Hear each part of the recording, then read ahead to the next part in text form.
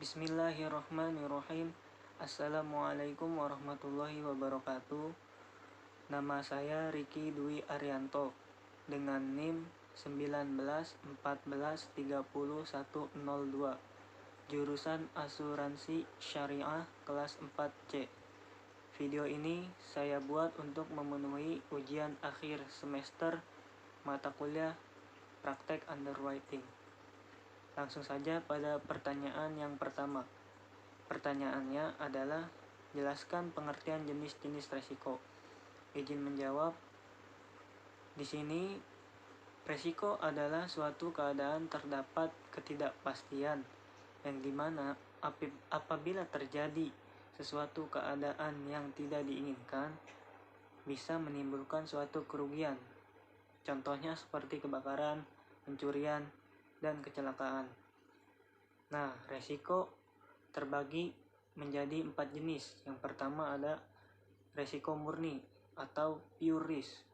Resiko murni merupakan suatu resiko yang dimana jika terjadi akan mengakibatkan kerugian, dan jika tidak terjadi tidak memunculkan kerugian, tetapi juga tidak menimbulkan keuntungan.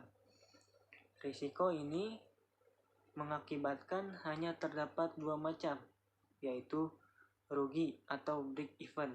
Contohnya seperti pencurian, kecelakaan, dan kebakaran. Selanjutnya ada resiko spekulasi atau speculative risk. Resiko spekulasi yaitu resiko yang berhubungan dengan kejadian 2 kemungkinan, yakni peluang mengalami kerugian finansial atau mendapatkan keuntungan. Risiko ini mengakibatkan terdapat 3 macam, yaitu rugi, untung, atau break even. Misalnya adalah investasi saham pada bursa efek, membeli undian, dan lain sebagainya. Dan yang selanjutnya ada resiko bisnis atau business risk.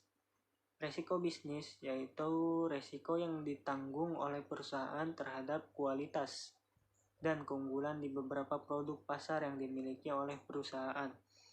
Resiko seperti ini hadir karena terdapat ketidakpastian dari aktivitas-aktivitas bisnis seperti inovasi teknologi dan juga desain produk dari pemasaran. Selanjutnya yang terakhir ada resiko strategi atau strategic risk.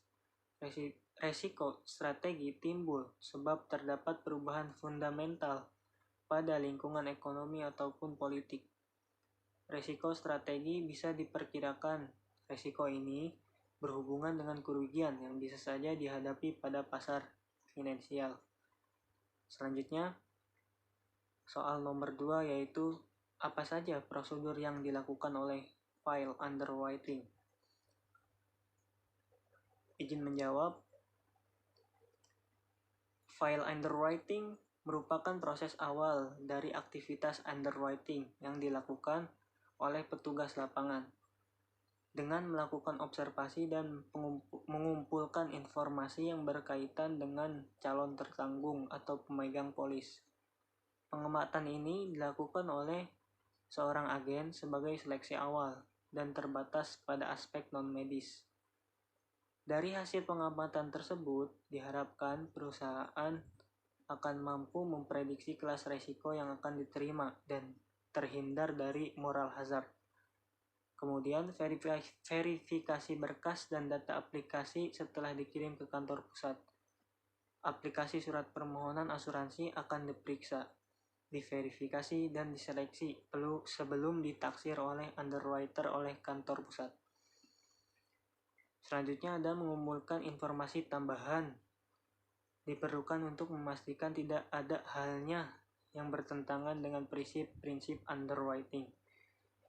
Informasi tersebut diperoleh dari surat permohonan asuransi berupa laporan keterangan agen dan dari laporan penyelidikan.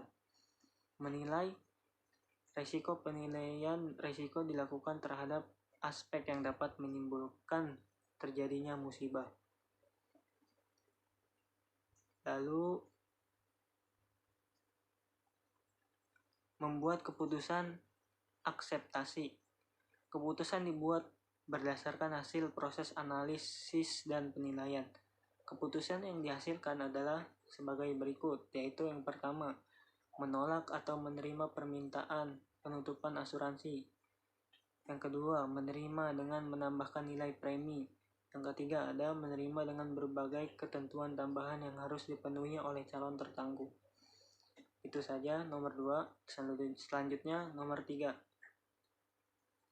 Jelaskan bagaimana cara proses underwriting dilakukan. Izin menjawab.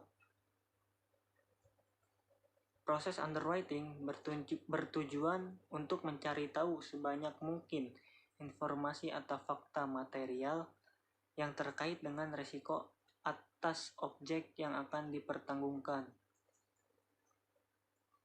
Nah, si underwriting ini bertugas untuk mengumpulkan informasi calon nasabah dan mengelompokkan berbagai risiko yang akan diterimanya. Kemudian, langkah pertama adalah mengumpulkan segala informasi mengenai material fact yang terkait dengan objek pertanggungan. Pengumpulan informasi ini bisa dilakukan melalui beberapa cara sebagai berikut. Yang pertama ada mengisi formulir permohonan penutupan asuransi. Yang kedua ada wawancara. Yang ketiga ada serangkaian tes seperti tes medis, tes kelayakan, kendaraan atau bangunan dan sebagainya. Yang terakhir ada survei secara langsung.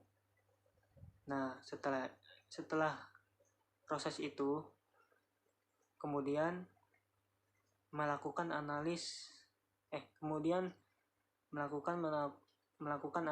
dan penilaian. Jika semua informasi yang dibutuhkan sudah cukup atau terpenuhi, maka tahapan selanjutnya adalah melakukan penilaian terhadap berbagai risiko yang akan dihadapi, seperti jenis risikonya, frekuensi terjadinya, seberapa besar dampak kerusakannya jika risiko tersebut terjadi.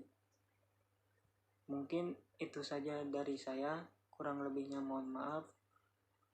Wassalamualaikum warahmatullahi wabarakatuh.